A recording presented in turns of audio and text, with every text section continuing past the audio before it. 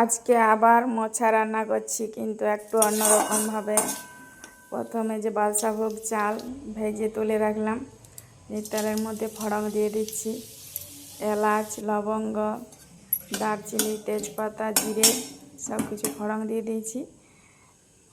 দিয়ে মোচা সিদ্ধ করে রেখেছিলাম, লবণ হলুদ দিয়ে তেলের মধ্যে দিয়ে দিলাম। দিয়ে একটু নাড়াচাড়া করে নিচ্ছি।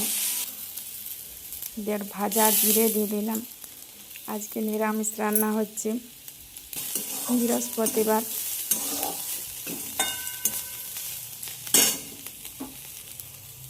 দিয়ে যেটা চালটা ভেজে তুলে রেখেছিলাম ওটাও দিয়ে দিচ্ছি। দিয়ে আবার কিছুক্ষণ একটু নাড়াচাড়া করে নিলাম।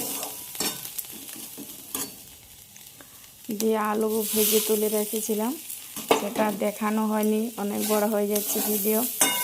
ভাজা আলুগুলো দিয়ে একটু নাড়াচাড়া করে নিচ্ছি।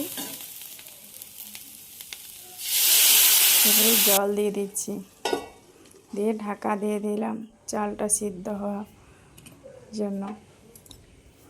এদিকে দুটো কাঁচা লঙ্কা, আর এদিকে বাদাম আগে থেকে ভাজা ছিল, আর নারকেল কুচনো। নারকেলটাও ফ্রিজে রাখা ছিল, নারকেলটাও একজন দিয়েছে, আর মোচাটাও দিয়েছে। আর সব কিছু মানে পাওয়া জিনিস রান্না হচ্ছে।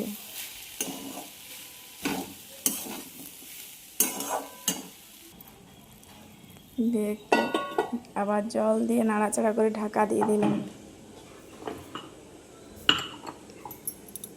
দিয়ে দিকে মশলাটা পেস্ট হয়ে গেছে।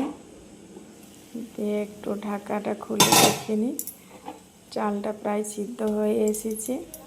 এবারে পেস্টটা দিয়ে দিলাম,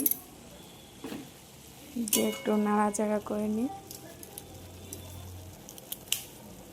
দিয়ে একটা কাঁচা লঙ্কা দিয়ে দিলাম, আর কিশমিশ, আর কুচনো নারকেল।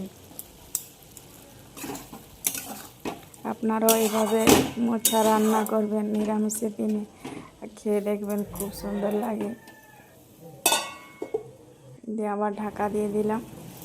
দিয়ে ঘি আর অল্প লবণ আর চিনি দিয়ে আবার কিছুক্ষণ নাড়াচাড়া করে শুকনো শুকনো করে নিয়েছি। রান্না রেডি হয়ে গেছে।